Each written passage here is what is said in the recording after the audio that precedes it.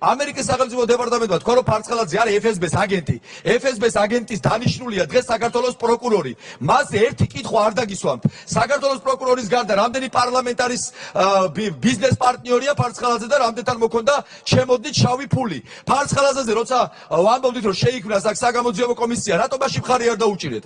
FSB-ს აგენტის ოთარ ფარცხალაძის კლანის წევრებს, რომლის მეშვეობითაც რუსეთის ჯაშუში ფარცხალაძე აკონტროლებს ფინანსთა სამინისტროს, შემოსავლების სამსახურს, საბაჟოს და ფინანსურ პოლიციას. ფაქტობრივად სტრატეგიულ ობიექტებზე საუბრობ. FSB-ს აგენტი ოთარ ფარცხალაძე და გრიგოლ ლილუაშვილი აკონტროლებენ სტრატეგიულ ობიექტებს ქვეყანაში. ფოთის პორტის და ნავთობის ტერმინალებს ასევე აკონტროლებს FSB-ს აგენტი ფარცხალაძე და მისი აღმასრულებელი ხელი გახლავთ სახელმწიფო უსაფრთხოების სამსახურის ხელმძღვანელი გრიგოლ ლილუაშვილი, რომელიც ასევე ხელს უწყობს სანქცირებული პეტროკასის ნავთობის შემოტანას საქართველოში და მის ტრანსპორტირებას, რაზეც ჩვენ არაერთი საჯარო განცხადება გავიკეთებია და როცა ხელისუფლება ითხოვს კონკრეტულ მტკიცებულებებს, შეუძლია დაიწყონ აი ამ კონკრეტული ფაქტების შესწავლა, რაზეც საუბრობთ ფოთის პორტზე, ბათუმის პორტზე საუბრობთ, შემოსავლების სამსახურზე, ფინანსთა სამინისტროზე და